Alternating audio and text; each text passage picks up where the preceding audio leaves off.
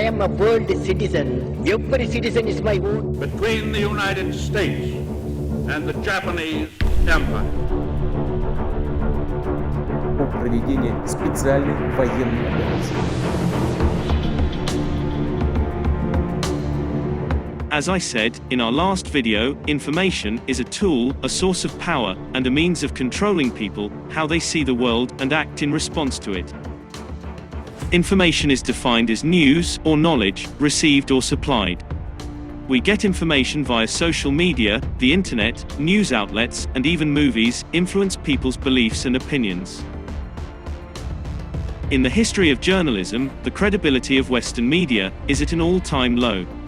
What about Indian media though? Today, in this video, we're going to find out. The Indian media is now entangled in a serious crisis, characterized by a lack of trust and accountability. In a vibrant democracy like India, the media no longer effectively carries out the fundamental duties that give it public legitimacy, including informing the public, telling the truth, analyzing intricate social, economic, and political processes, offering an unbiased forum for civil debate, and serving as the watchdog or conscience of the populace. Both the government and civic society might have benefited from this. Nonetheless, this is not the case. The presenting of news is fraught with toxicity, not only in India, but all throughout the globe, in both developed and developing nations.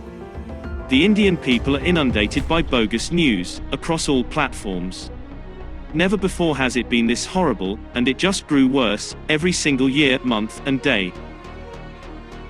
The Indian film industry, sometimes called the soft power of India, has also been affected. Cinema is a popular source of entertainment, comprising of audience from all classes and socio-economic groups of society. Movies can have a significant impact on people. Let me illustrate with an example. There have been several narratives put forward in the public sphere, both by news outlets and the entertainment industry, about the horrible genocide of Kashmiri Pandits, which occupies a significant place in Indian history. One such narrative was shown in the film, Shikara. The film not only failed to depict the suffering endured by Kashmiri Pandits in the 1990s, but it also ignored the bloody genocide of Kashmiri Pandits. The film stays away from discussing the extreme Islamism that prompted the exodus of the Kashmiri Pandits. It does not discuss the brutality and militancy of local Muslims, and holds only Pakistan solely accountable for terrorism. Vivek Agnihotri, on the other side, made a film on the savagery of Islamic jihadists against Kashmiri Pandits. The hard-hitting movie honestly found a lot of unreported facts, buried deep under the country's past, and at the same time makes people question the corrupt system. A video of a Kashmiri Pandit lady, who questioned the film's narrative at the premiere of Shikara, in the presence of the film's makers also went viral.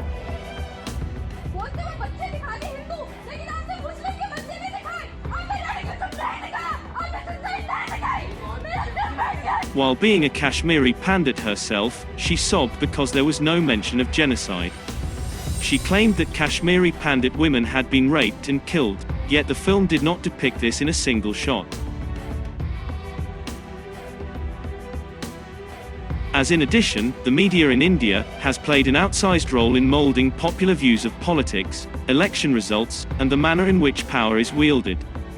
As evidenced by the revelations contained in the radio tapes, high-ranking members of the media have a growing tendency to socialize with politicians, business magnates, and corporate lobbyists, and to work together on important appointments to government positions, and on the formulation of public policy.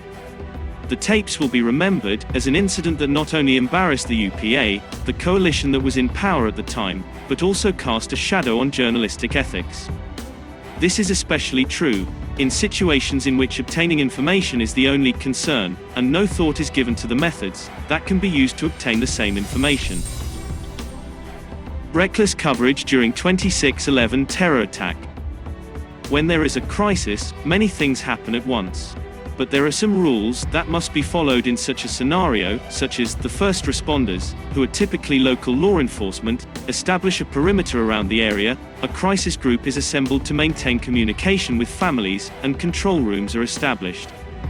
In these control rooms, officials who have been deployed to ensure authoritative, credible, and clear information give systematic and periodic briefings to the media, which is an essential participant in any national emergency.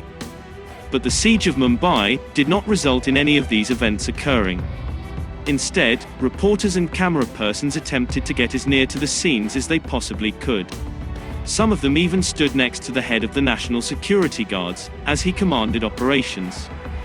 The irresponsible media coverage led to a situation in which, on the one hand, the terrorists were completely hidden from the security forces, and the security forces had no means of knowing their exact positions, or even the type of firearms and explosives the terrorists possessed. And, on the other hand, the positions of the security forces, their weapons, and all of their operational movements were being watched by the collaborators across the border on TV screens and were being communicated to the terrorists. The Great Game of TRP. In the past, Indian broadcasters have been earning a name for themselves in the competition for highest TRP. After India carried out surgical strikes on terrorist camps in Pakistan-occupied Kashmir, the way in which the majority of media outlets attempted to stoke war hysteria has been the subject of widespread outrage throughout the world. However, the channel personnel remained unwilling to either confess their blunder nor adopted the necessary modifications. The approach that has been taken lately by electronic media that has brought into doubt its legitimacy, which has brought to a race for TRP. TRP is an abbreviation for television rating point. This shows how often people are watching the program. In order to determine the popularity of a certain television station, a specialized instrument, known as the People's Meter, is placed in strategic locations throughout major urban centers. The fact that TRP has a one-to-one correlation with a channel's revenue is the primary justification for its significance. If a station has a high TRP, it will charge extra money for the privilege of inserting commercials into its programming at key junctures, such as during commercial breaks. These networks, who are caught up in the ever-increasing struggle for TRP, do not worry too much about the critiques that are leveled at him at either the national or international level. Insensitive and sensationalist. After the April 2015 earthquake that killed almost 9,000 people, several Nepalese, including a top United Nations official, praised India's quick reaction and reconstruction assistance to Nepal. The efforts of the Indian government have been by many and warmly praised, but the Indian media's incessant crowing about it has been plain unpleasant. The Indian media has received criticism for its coverage of the earthquake catastrophe in Nepal. And social media users accused it of using the crisis as a public relations exercise for the Indian government. Numerous enraged Nepalese rushed to Twitter to condemn the callous, triumphal, and jingoistic portrayal of the devastating earthquake that struck their nation. Ironically, Go Home Indian Media was the #1 trend on Twitter on Press Freedom Day. Sunita Shakya, a writer of Nepalese origin, said that media personnel were more concerned in covering the tragedy than really assisting the victims, stating, "Of course, there was a cameraman who did not want to miss a second so that dramatic news could be delivered. I believe you are a human before being a media professional. It was your job as a responsible person to rescue someone." International angle.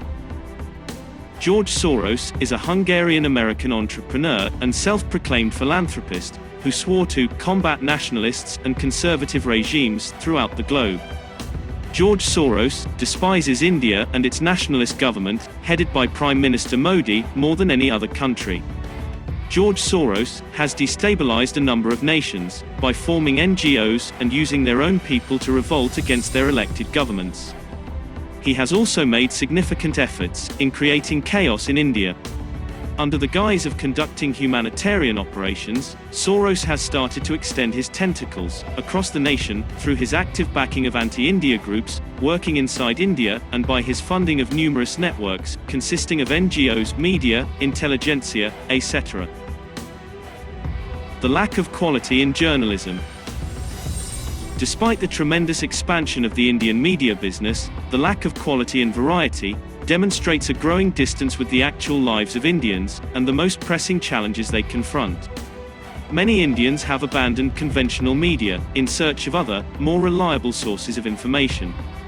And numerous online news websites are capitalizing on this opportunity by requiring users to pay for the information, since legitimate journalism can only be produced for a fee when the media is not under pressure.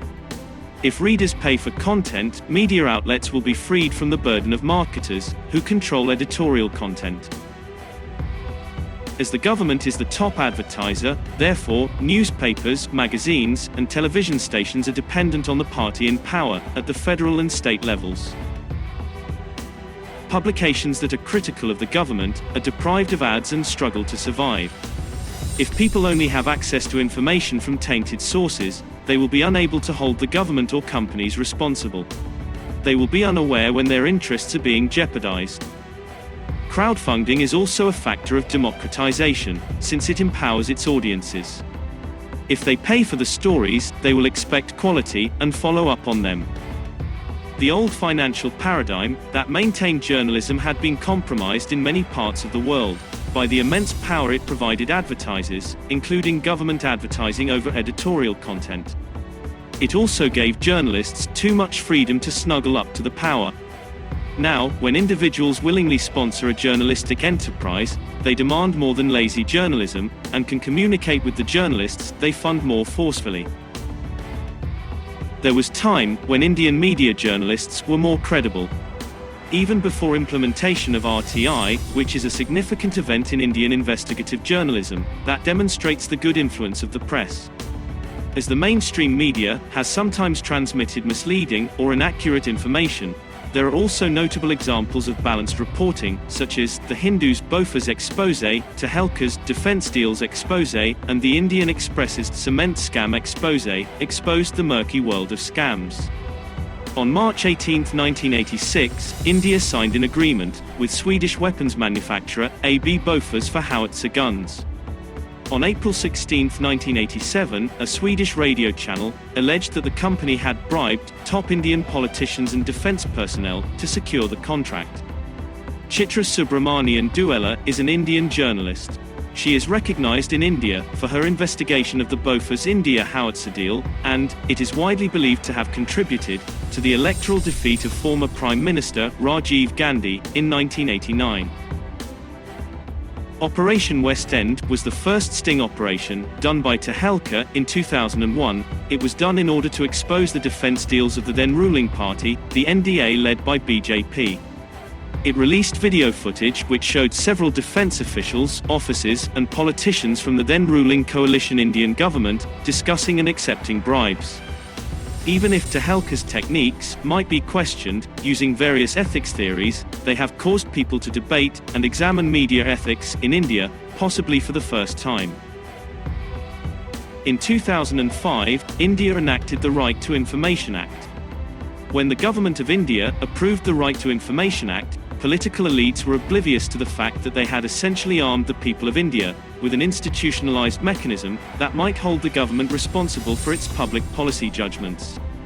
A system of inefficiency lurking behind antiquated legislation was suddenly exposed to examination. Social and anti-corruption campaigners first used the act to expose the powerful. Several scams were exposed, using the RTI Act, including the Adarsh housing scam, 2G scam, Commonwealth Games scam, 23,000 loan fraud cases in past 5 years, Indian Red Cross Society scam. Citizens, who are well informed, are more equipped and prepared to keep continuing watch over government tools and hold government more accountable to the people. The Act transformed the functioning of the government machinery in several ways. Chhattisgarh's alternative media, such as CG Net Swara, play a crucial role. CG Net Swara was founded in 2010 by Shuvranshu Chowdhury to aid impoverished villages in their struggle against local authorities, exploitation and tyranny. When the circle officer refused to pay them for work performed under the Mahatma Gandhi National Rural Employment Guarantee Plan, and even yelled at them for visiting so often, the official's stern reprimand was recorded and broadcast on India's first mobile community radio. After this caught the attention of major media outlets, the government took action against the offending officer. This is why the press is referred to as the fourth pillar of democracy, because of such incisive and trustworthy journalistic activities. Nevertheless, the information watchdog, the Central Information Commission, said in a report that, for the first time since the pioneering legislation was established in 2005, the number of requests for information from central government agencies has decreased. The number of RTI applications submitted with the 1,950 public authorities of the central government, which gets the most requests for information, decreased by 6% between 2015-16 and 2016-17. This trend is worrisome, since obtaining information from the government is becoming more difficult. RTI users report that, in the majority of instances, information officers either do not react or offer inadequate information. Media is democracy's sword arm. The media serves as a watchdog to safeguard the public interest from misconduct and to raise public awareness. Today, when politicians are exploiting their positions to the fullest, our mafia and crime syndicate nexus is making life miserable for the common citizen or taxpayers. And money is siphoned off for the personal gain of the powerful, and the average citizen is a mere spectator. It implies that all forms of media have a greater duty. As the fourth pillar of democracy, with the judiciary, the administration, and the legislative, the media of today has an all-encompassing responsibility to combat injustice, oppression, wrongdoing, and bias in our society.